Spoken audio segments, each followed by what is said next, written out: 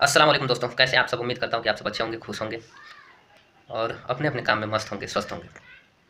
आज का जो हमारा यह वीडियो है, यह अपराधियों पे है। जैसे कि आप सब जानते होंगे कि हर देश में आपराधिक मामले होते हैं और अपराधी होते हैं, और जब अपराधी होते हैं तभी आपराधिक मामले होते हैं। लेकिन ये अपराधी पनपते कहाँ से हैं और ये अपराधी कितने तरीके के होते हैं और इन अपराधियों का कार्य क्या होता है, ये तो सबको मालूम है। लेकिन कुछ लोग अपराधी अपने पेट के लिए बनते हैं, कुछ लोग दूसरों को न्याय दिलाने के लिए बनते हैं और कुछ लोग जन्मजात होते हैं। तो आइए हम आप सबको अपराधियों की जो श्रेणी होती है उसको समझाने की एक पहल को शुरू कर रहे हैं। अगर छोटी मोटी त्रुटियां होगी तो आप सब क्षमा कीजिएगा, मैं उसके लिए क्षमा प्रार्थी हूँ। जैसे कि आप सबको पता होगा कि अपराधी देखी जाए तो 5 तरह के होते हैं। कौन कौन से? पहला अपराधी वो होता है जो जन्मजात होता है, मतलब पैदा होते ही वो अपराधियों की श्रेणियों में चलने लगता है। जैसे उसके दादा परदादा चाचा भाई जो भी हैं, ये सब आपराधिक मामले में दर्ज हैं और अपराधियों वाले कार्य कर रहे हैं, उन्हीं श्रेणियों में हैं। तो उनके घर में जो बच्चा होगा वो भी उन्हीं अपराधियों की श्रेणियों में ही आएगा, क्योंकि वो जन्मजात होगा और जन्म से ही वो सारी चीज़ों को सीखेगा, डेवलप करेगा। दूसरा जो होता है वो एक मजबूरी में आदमी बन जाता है, पेट के लिए। कहीं काम के लिए गया, उसको काम नहीं मिला, कोई काम सीखा है, काम नहीं मिला, या फिर कहीं काम किया तो उसको पैसे ही नहीं दिया गया।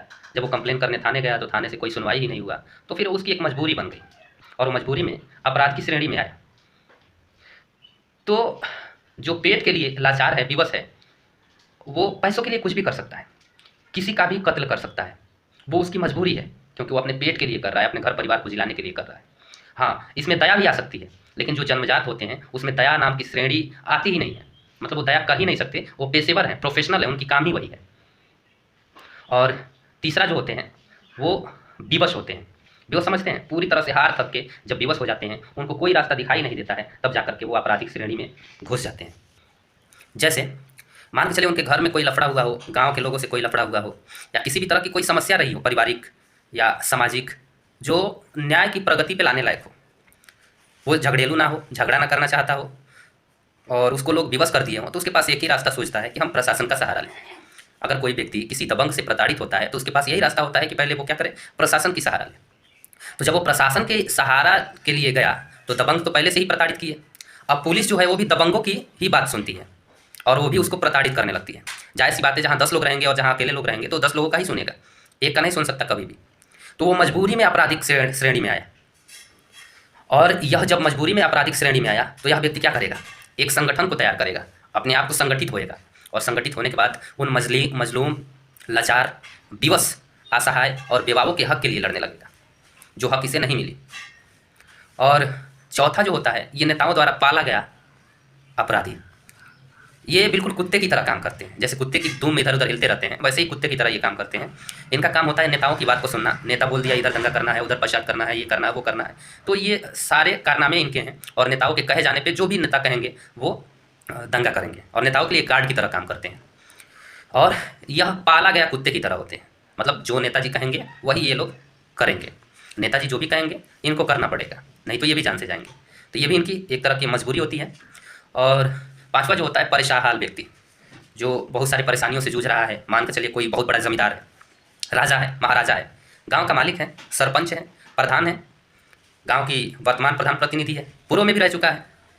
तो अगर कोई व्यक्ति उसके खिलाफ शिकायत करता है तो पहले प्रधान का ही पुलिस प्रशासन सुनती है। गलती पहले किसी का नहीं देखी जाती। अगर आप किसी के समक्ष जाएंगे शिकायत करने तो प्रशासन के अंदर तो पहले ही पता है फला गांव का जमींदार कौन है, या फला गांव का नेता कौन है, पॉलिटिशियन कौन है, प्रधान कौन है, सरपंच कौन है। तो जब आप अकेले शिकायत करने जाएंगे तो आपको ही झड़पेगी और बोलेगी बंद करो इसे, क्योंकि उनका काम ही यही है। तो जब कोई व्यक्ति किसी दबंग, किसी जमींदार और किसी पुलिस प्रशासन से प्रताड़ित होता है तो उसके पास बस एक ही रास्ता होता है, या तो अपने आप को खुद को ख़त्म कर ले या फिर वो अपराधी बन जाए।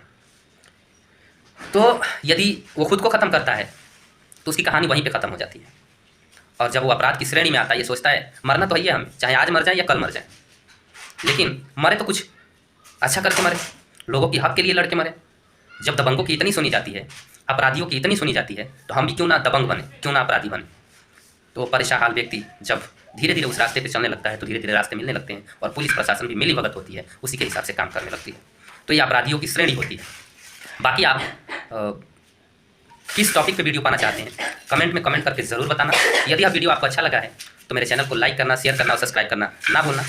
यदि सब्सक्राइब करना नहीं चाहते तो एक दूसरे तक शेयर जरूर कर देना। चलिए वीडियो को यहीं पे समाप्त करते हैं। धन्यवाद। अस्सलाम वालेकुम।